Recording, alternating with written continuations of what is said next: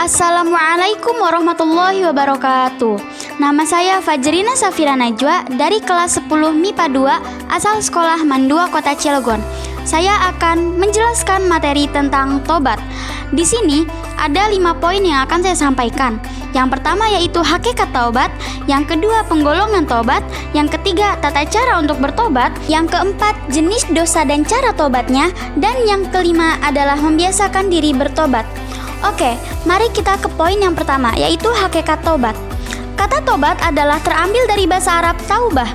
Kata tersebut berasal dari kata taba yatubu taubatan, yang artinya kembali. Orang yang taubat karena takut azab Allah disebut taibun, isim fa'il dari taba. Orang bertobat kepada Allah adalah orang yang kembali dari sesuatu menuju sesuatu, kembali dari sifat-sifat tercela menuju sifat yang terpuji, kembali dari larangan Allah menuju perintahnya, kembali dari maksiat menuju taat, kembali dari segala yang dibenci Allah menuju yang diridhoinya, kembali dari saling bertentangan menuju saling menjaga persatuan. Adapun dalil taubat yaitu Quran surat At-Tahrim ayat 8 yang berbunyi, A'udzu billahi minasyaitonir rajim. Bismillahirrahmanirrahim. Ya ayyuhalladzina amanu tubu ilallah. Tubu ilallahi taubatan nasuha. Asa rabbukum ayyukaffiru ankum sayyiatikum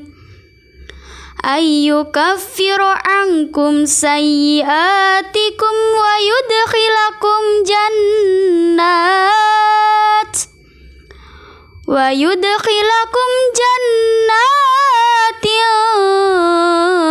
tajri min tahtihal anhar.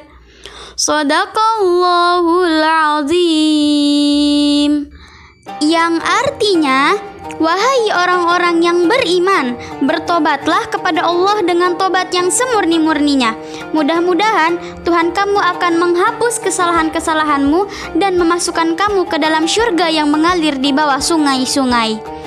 Adapun hadisnya yaitu An Ibni Umar qala Rasulullah sallallahu alaihi wasallam, ya ayyuhan nasu tubu ilallahi fa inni atubu fil yaumi ilaihi mi'ata marrah.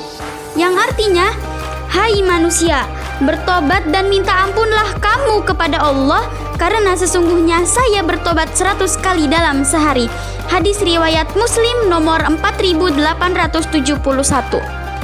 Seseorang mukmin harus bisa mengembalikan nafsunya dari nafsu amarah ke dimensi malakut, yaitu kembali dari sisi syaitan ke sisi Tuhan, kembali dari dunia yang fana ini kepada akhirat yang abadi, dan akhirnya bersikap tunduk, khusyuk dan tawadhu di hadapan Allah Subhanahu wa taala.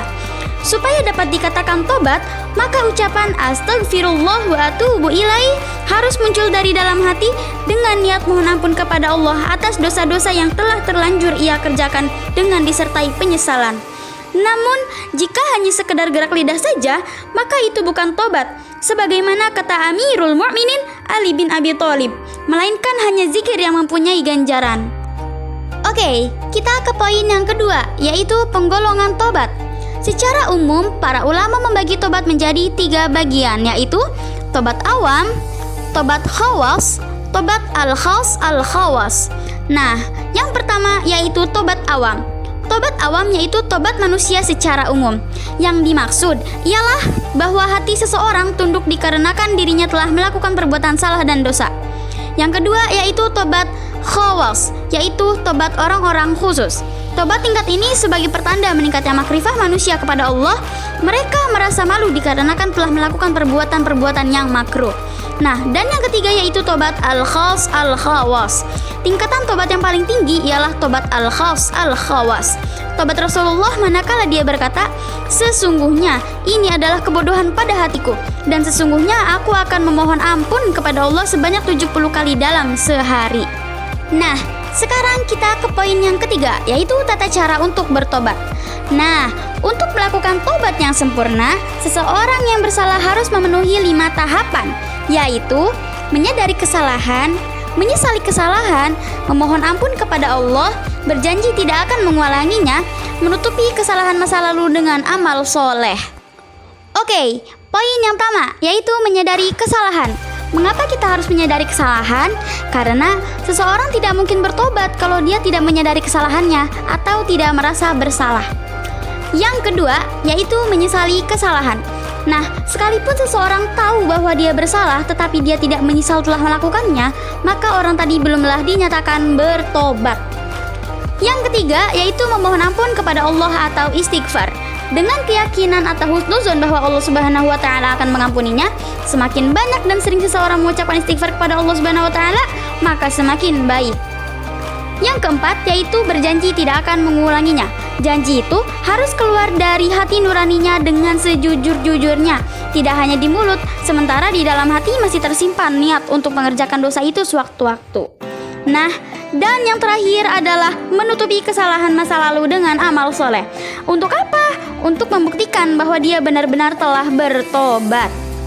Oke, kita ke poin yang selanjutnya, yaitu jenis dosa dan cara tobatnya. Nah, yang pertama ada dosa yang berkaitan dengan hak Allah, seperti berkata dusta, meninggalkan sholat 5 waktu, berbuat syirik, meminum khamar, berjudi, main perempuan, dan menyaksikan film-film yang mengandung syahwat. Semua itu termasuk dosa besar. Dosa-dosa yang seperti ini termasuk dosa yang berkaitan dengan hak Allah. Bagaimana bertobat dari dosa yang semacam ini? Untuk bertobat dari dosa yang semacam ini, seseorang harus berhenti dari perbuatan dosa tersebut dan menyesali perbuatan yang telah dilakukannya, memperbaiki diri, dan tidak melakukan dosa yang sama untuk kedua kalinya. Nah, yang kedua yaitu dosa yang berkaitan dengan hak Allah, namun hak Allah yang wajib ditutupi atau diqodho. Seperti orang yang tidak mengerjakan puasa. Seseorang yang meninggalkan puasa, ia dosa besar. Sehingga apabila seseorang meninggalkan 1 hari puasa dengan sengaja, maka dia harus mengqodho puasa yang ditinggalkannya. Nah, yang ketiga yaitu dosa yang terkait dengan hak manusia yang tidak membutuhkan kepada pengganti. Dosa jenis ini seperti perbuatan ghibah, mengumpat, mencari-cari kesalahan orang atau menggunjing. Mengumpat adalah perbuatan dosa besar. Pada hari kiamat, orang-orang yang suka mengumpat dan menuduh akan diletakkan di atas darah dan nanah selama 50.000 tahun.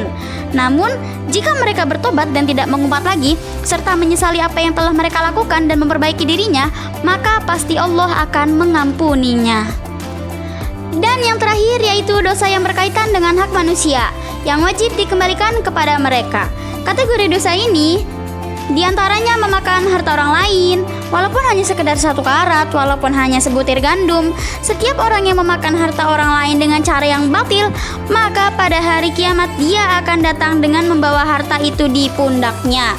Lalu, bagaimana cara tobatnya? Yaitu dengan cara mengembalikan harta orang lain yang telah digosoknya, kemudian menyesali atas apa yang telah terjadi, dan tidak memakan harta haram lagi. Apabila tidak mempunyai harta untuk mengembalikan harta orang lain yang telah digosoknya, maka dia harus bertekad untuk mengembalikannya manakala dia telah mampu. Jika dia melakukannya dengan konsisten, maka tobatnya akan diterima Allah Subhanahu wa ta'ala. Oke, kita sekarang udah di poin yang terakhir, yaitu membiasakan diri bertobat. Setiap manusia sudah seharusnya senantiasa mengingat tobat dan harus tetap tumbuh di dalam hati setiap muslim sampai meninggal dunia. Seorang mukmin tidak boleh kehilangan tongkat 2 kali dan tidak boleh jatuh pada lubang yang sama 2 kali. Jika seseorang bertobat dari dosanya dengan tobat yang sesungguh-sungguhnya atau tobatan nasuha, maka tidak ubahnya dia seperti orang yang tidak mempunyai dosa. Oke, mungkin itu saja yang dapat saya sampaikan. Kurang lebihnya saya mohon maaf. Ungzur makola wala tangzur mangkola. Wassalamualaikum warahmatullahi wabarakatuh. Bye-bye.